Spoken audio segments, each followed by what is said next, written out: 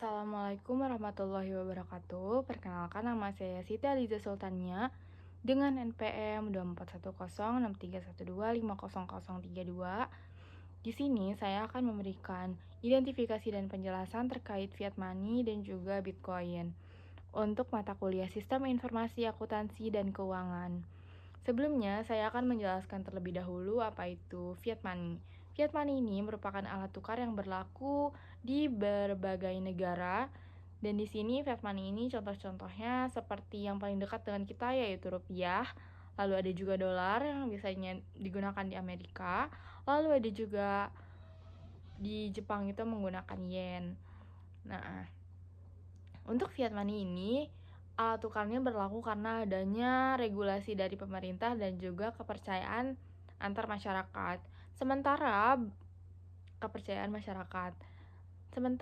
untuk Bitcoin ini merupakan sistem pembayaran inovasi terbaru dan ini belum digunakan di seluruh negara karena masih berdasarkan regulasi masing-masing di tiap negara.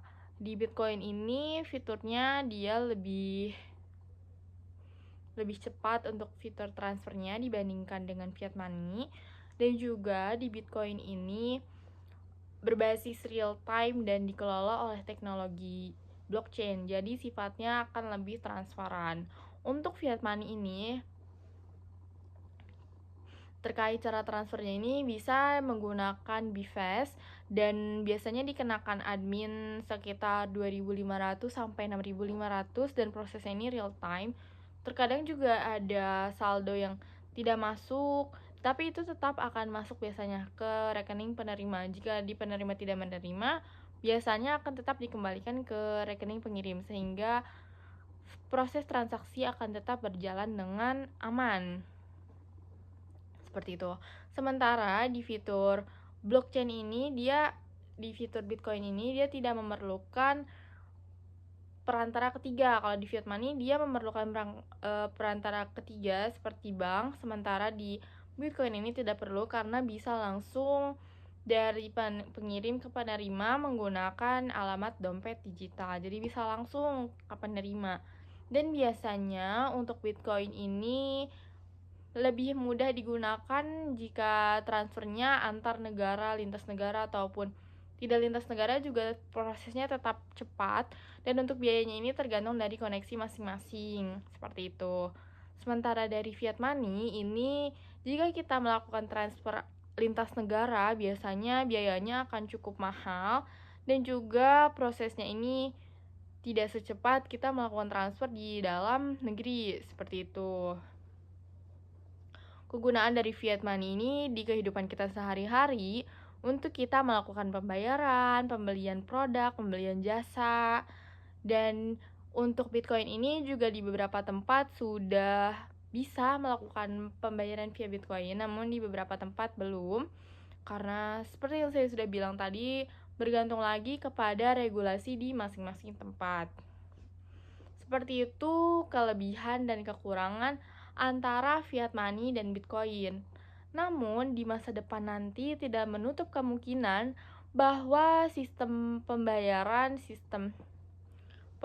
dan transfer antar negara ini memungkinkan nantinya akan via Bitcoin karena pengelolaannya, karena sistem pembayarannya lebih cepat, lebih mudah, seperti itu.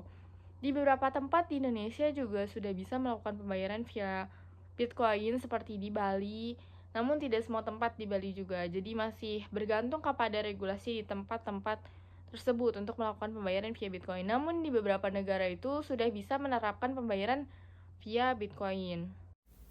Di sini untuk melakukan transfernya atau metode transfer fiat money, di sini kalian bisa klik transfer, lalu bisa pilih mau ke rekening sesama BCA ataupun bisa ke bank lain. Kemudian bisa ditambahkan saja rekeningnya berapa, lalu nanti bisa klik lanjut. Karena di sini saya kliknya masih belum betul, Di sini nantinya nomor rekening tujuan tidak valid. Namun bila valid nanti bisa langsung diinputkan nominalnya, lalu bisa langsung tambahkan PIN, kemudian akan tertransfer saldo dari rekening pengirim ke rekening penerima. Baik, cukup sekian penjelasan saya terkait Bitcoin, yaitu teknologi yang berbasis dengan blockchain dan juga fiat money. Di sini bisa kita simak tadi terkait kekurangan dan kelebihan apabila kita membayar menggunakan Bitcoin ataupun menggunakan fiat money.